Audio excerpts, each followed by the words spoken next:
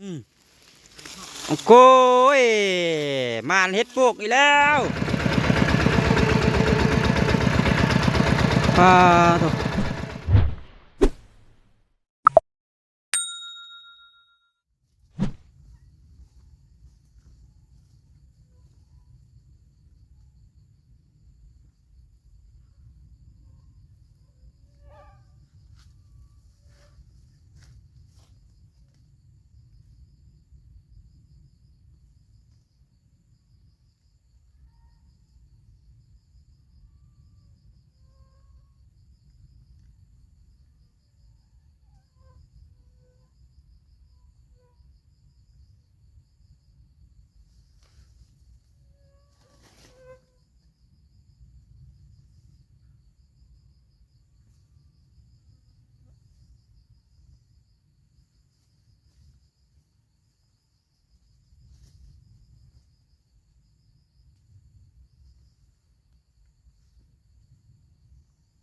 อุ้ยหายดิ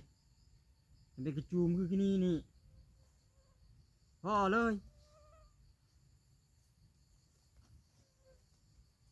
มันกระจูมคือตอนเอาทำอิฐนั่นนี่โอ้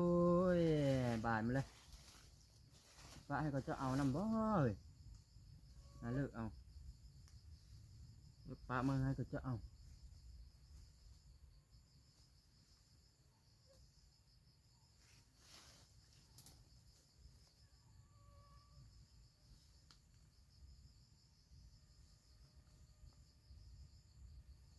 นุกไปป้าเลยสิลงป้าที่นี่แหละพอดียวมันนี่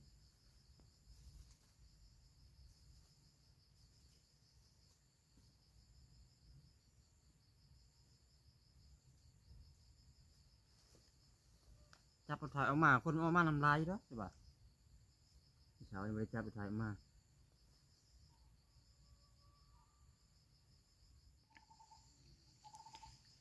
เฮาโซ่ทีมงานเฮากะบ่วางบ่แม่นบ่วางบ่มีรถมาให้น้องชายแถวมาหนาวนำละพอละมือก่อนเอาเบิดหาเลาะเต็มกระตา2กระตาเลยก็มือบัดนี้เพราะว่าเฮาก็สิมือบ้านไว้นี่สายอ่ะว่าสิมือ7 โมงสิได้แต่บ่นี่หรือบ่7 โมงเก็บเห็ดกันบัดนี้เสียงปะเขาก็จอกมาได้หรือมาหลายๆคนก็ได้แจ้งมาเลยสาวนิ่มก็จะมาสินิ่มก็แต่ว่าเพิ่นบ่จักค่ากับย่างไก่นะเพิ่นก็เลยบ่ได้มาโทรมาเมื่อกี้นี้สัญญาณเน็ตมีใช้ได้อยู่แถวนี้มีแต่เฮ็ดพี่น้องเอ้ยโอ้ยว่าสิไปหาเฮ็ดปุ๊เฮ็ดเฮ็ดละโงกบ่ได้ไปแล้วล่ะเอาเฮ็ดปลูกมันก็เมื่อคืนเทิงล่ะเอาแถวนั้นล่ะเฮ็ดละโงกเต็มกระตามือเอาดอกมันนี่แล้วก็ดอกบานนะมันไข่มันนี่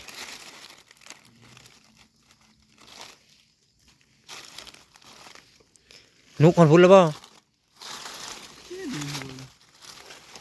พบมันอยู่ใช่จ้ะเอามูทบิดนะพอดีงามแถวเอ้ยเอาอยู่ด้วยหันอยู่หามุงนั่นละพอดีงามเอามูทบิดนะเอาปิดได้บ่มาลานะเห็ดนะเพื่อนเอามือเช้าเพื่อนว่าที่ท่านเขาหรือบ่เลยเพื่อนว่าหลายหน่อยเห็ดมือเช้าจึงเอาไข่มันนี่เห็ดอันนี้ได้เชี่ยวอะไรวะนี่โอ้ยหลายคนกับมันนี่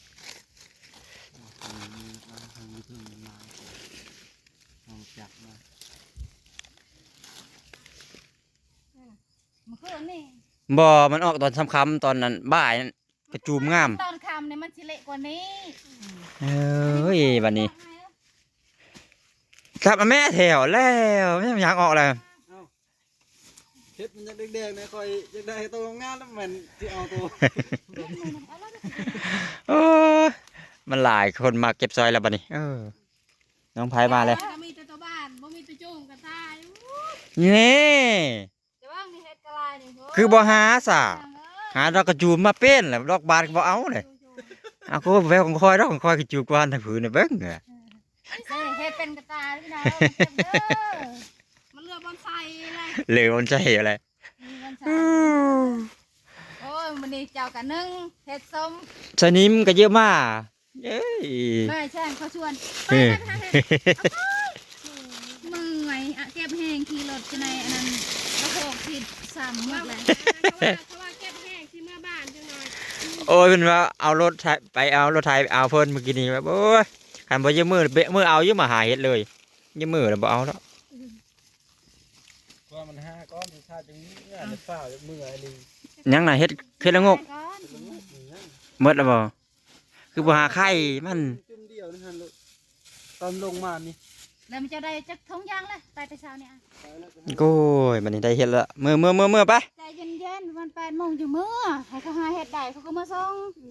มือเฮ็ดคู่เฮ็ดหนึงเฮ็ดอีกเด้สิเอาเฮ็ดเท่านี่มือนี่มันบ่หมุนบ่เถินนี่น่ะเอาแต่กระจูบได้มือ ให้ เลย เขาคั่วในเฮือน ได้ค่อยสิมาชง จุ่มให้เขาเลือกไว้ให้เอามือให้ค้าปลาอยู่บ้าน นี่ไป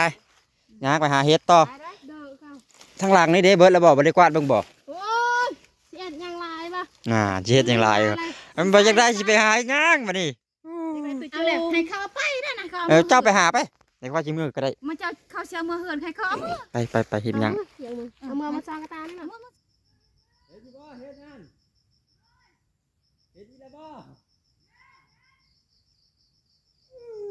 เฮ็ดออกเลยนี่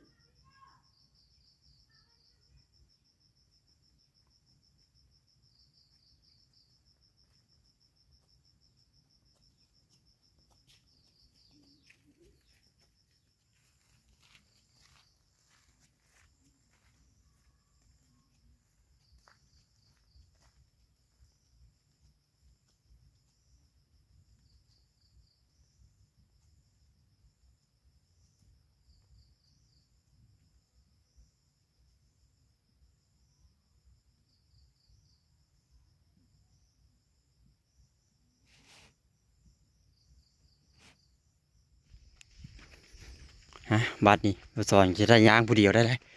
นี่ยามหักกระต้าพายกระยังตามกลางโคกนี่แหละผู้เดียวแต่ผู้ชิมือถือทางหรือบ่เลยว่ายังไม่เคยมาเธอนะทางเช่นนี้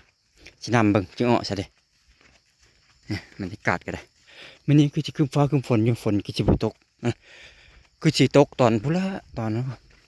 ไอ้ค่อยห้อยรถนี่ค่อยจะนำเบิ่งนะมันจะอ้อซะเด้รถนี่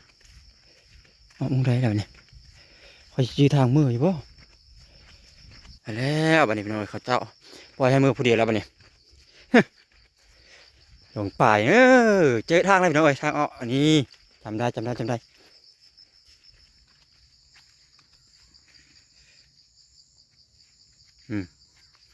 ได้เห็ดลายขนาดเสานี่โอ้มันเห็ดปวกล้วนๆไม่ได้หาเห็ดละงกจำหาแต่เมื่อคืนนี่เห็ดละงกนะได้ลายเห็ดปวกนำคืนนี่กะตื่นเช้ามากะมาหาเห็ดละงกต่อบัดนี้ได้เห็ดแล้วก็จะได้ย่างมือแล้วก่อยเพราะว่ามือที่หานึ่งเห็ดไว้จังน้อยกินข้าวกินน้ำจะออกเดินทางมือบ้านนะกลับบ้านวิ่งพอละมืออาจสะพอดพอละมันอยู่คนละเมืองคนละบ้านปาดดอกไม้งามธรรมชาติดูแต่ว่างามคักนี่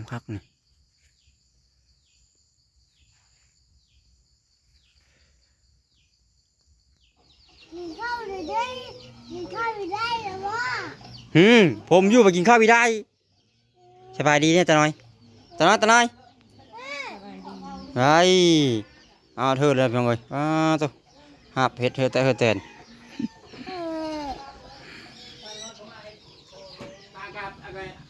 เอามาเอาเธอแล้วล่ะโอ้ยเห็ดน่ะได้สามหมู่มาปะมนุษย์เอาอีก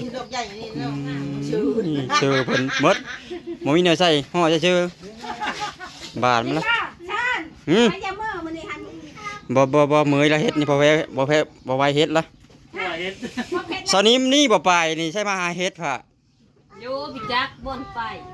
ไปลำคืนนี่ก็ไปก็ว่าไปบ่บัดหัวอยู่ไปเอารถไถออกไปโอ้ยตื่นเช้ามานี่เฮ็ดนะ ยิบไปเสาร์นี่เส้นทางเคยยิบไป เดี๋ยวเขาสิ มี เก็บ ไป นั่น ส่ ก่อง น ให้ตัวไปส่งอุ้ยครับยิบไปเลย อันนี้ค่ะมื้อนี้นะคนที่เซ่จาดนอนเอาจ้ะ อ้าวมาเถอะแล้วก็พากันเลอะเฮ็ดกันหลายๆเลย คือบัวไหวมีแต่เฮ็ดคือบัวไหว อืม พอนก่อนยังเอาเลยบอกเลย พากันเลอะเฮ็ด กนบอก แท้เรียบร้อยมาพัฒนาบ่ เยอะเลยอ่ะ เออ หาเห็ดพอไปเอาสิจะนอนไปเอา พากันเกมพร้อมมาได้พากันจากมือดิไม่ได้เห็นได้ มันไปได้แล้วมันแข็งหน่อยนี่นะ นายมีน้ำมูลอะไรเลย เมื่อคืนนี้ บ้านนี่เมื่อยบ่ 12 โมง ได้เห็ดถึงเมื่อยไม่ได้เห็ดถึงเมื่อย ไม่มีนี่เราบอก คนหลายยังละมาครบเลยมาครบเพียงกว่านี้อีก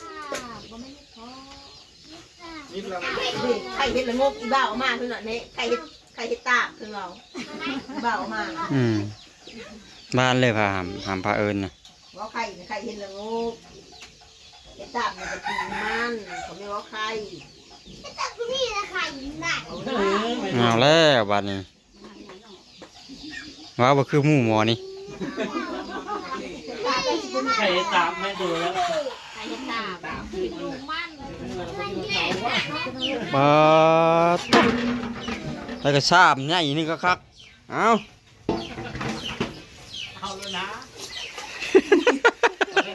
ไปเช้าที่โทรหา กินเพชรหลาย ไปเช้าที่โทรหาสนิมเพื่อไปมีรถอย่างนั้นเป็นว่าวิจักเคยมาเอา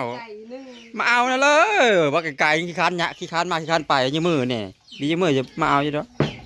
คนก็หลายเฮ็ดก็หลายเช้าเลยนะ ชมกับป้าเฮ็ดเขาเลย บ้าเฮ็ดไอ้ไรบุญ เห็ดละคน เบิ่งผู้เลือกก็เต็มทง มีนะเฮ็ดจะงกกันแล้วตอนน้อยกินข้าวแล้วชวิวแล้วว่าไปงานไหนกินข้าวแล้ววันนี้ชวิวสบายดีด้วยวันนี้นะชวิวกินข้าวอยู่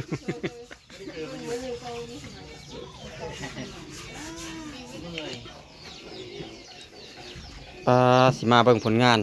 แต่อันนี้ผลงานเขาเจ้าหาเฮ็ดเพาะอะไรแต่ทีมงานเขาว่ามันมีผู้ใดหาเป็นจักคนอันนี้เขาหาทั้งวันนี้นะ เฮ้ยกับแม่มาช่วงเฮ็ด เฮ็ดอันนี้ก็เขาก็ไปหากับอัน ช่วงเฮ็ดตาม นุกอุเชานี่ เฮ็ดเพาะอันนี้จะเจ้าให้ยังมาอยู่ เฮ็ดอันนี้ก็นี่ คนหาผู้ชม หาเมื่อคืนนี่เฮ็ดนี่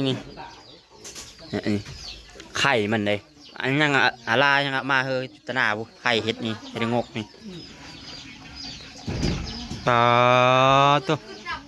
ยังคือซ้ำใหญ่นี่พอดีอ้าวซ้ำสิเอานี่ก็เขายังหามาเฮยทำได้นี่เขามาหามาเซอร์อีก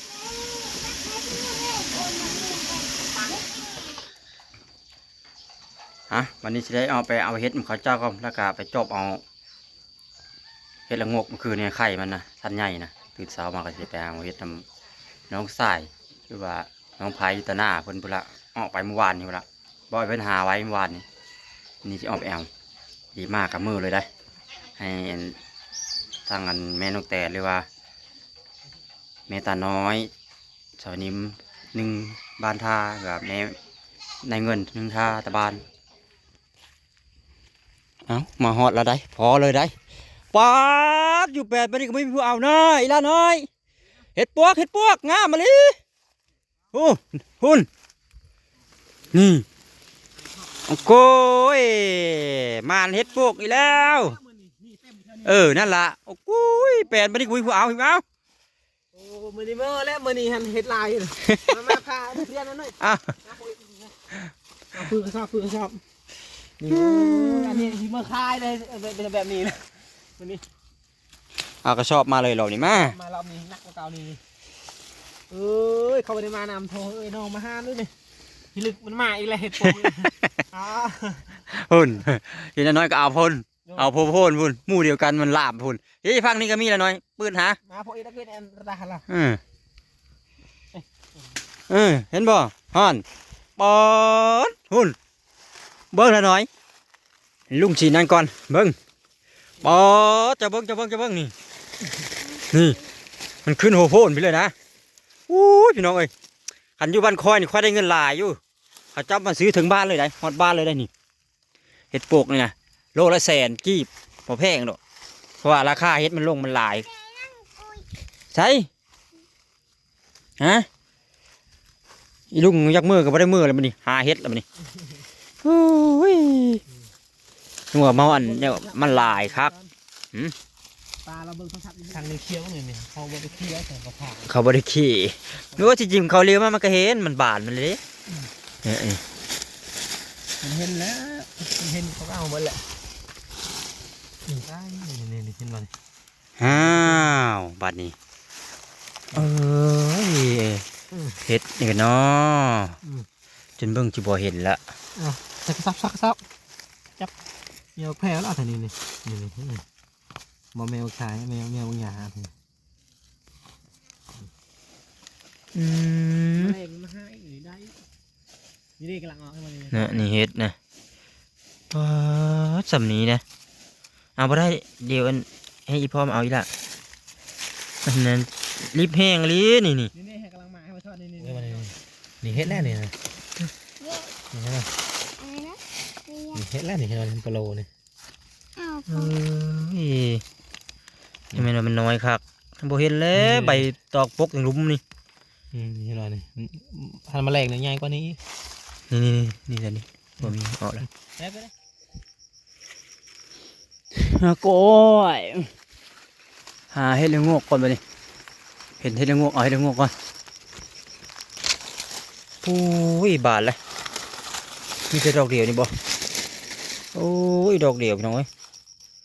บาดเลยมันคืนนี่พอดีเลยนี่อุ้ยจะเบิ่งหุ่นตาเว้นก็ได้อาชิมอแต่เช้ายังบุกหาเฮ็ดอยู่เดี๋ยวเบิ่งอุ้ยนี่มันหมู่อยู่แต่ว่าบานมันแล้วบ่เอาแต่2 ดอกนี่สิเอากะนี่เอาแต่2 ดอกแล้วสิเอากันนี่โอ้มันเจอไข่มาแล้วมันนี่หาก็เห็นไข่มันนี่โอ้ยโอ้เห็ดละงอกเลย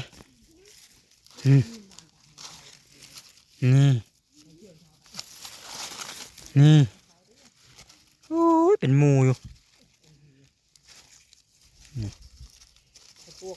บ่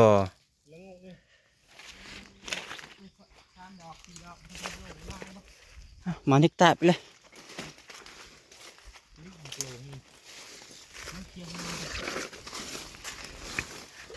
ไม่ใช่โอ้ยคืองามแท้มีหลายได้นี่เนาะ ล่าแล้วฮะแค่นี้ละหมูมันทันทอดดินเนี่ย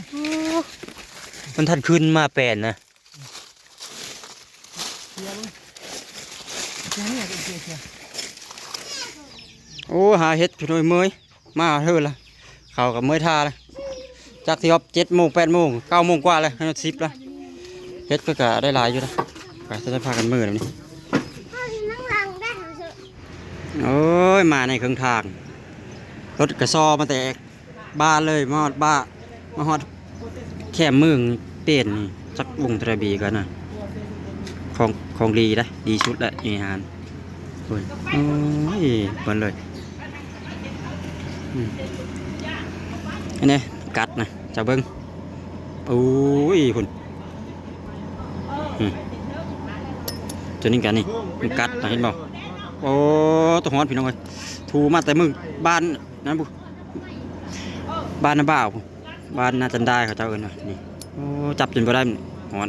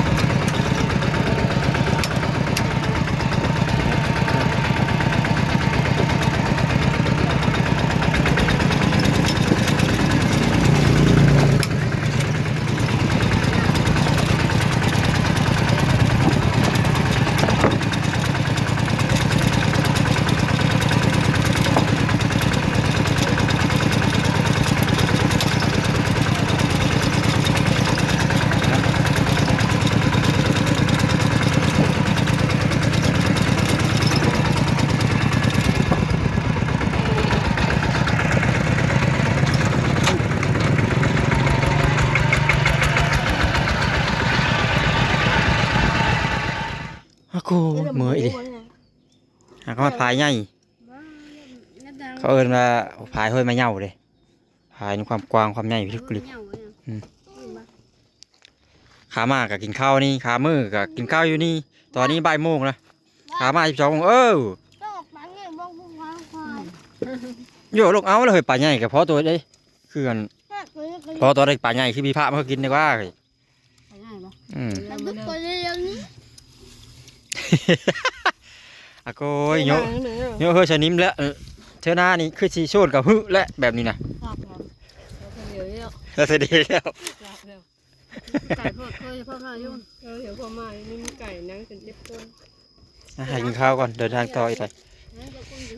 ก็กันยังรับตามทางกับพ่อรับนะน้ำครับรถก็รับขาไปคือวิธีนี้ทาง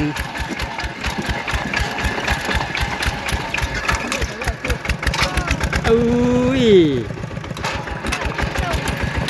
มารอดไว้ทางกันเลยคุณขาไปคือดีๆอยู่พานนี่ก็ละพาน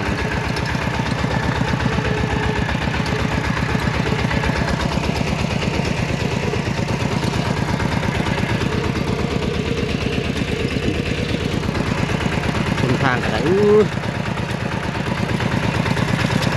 กดโรดิโกมากกันที่ตมครับ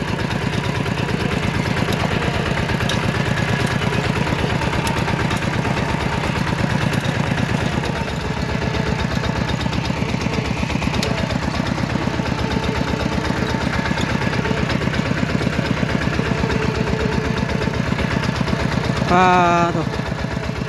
เขาอีน้องงามมันดีไม่ได้ผลลงมาคืนนี่ชุ่มเป็นบ่ล่ะ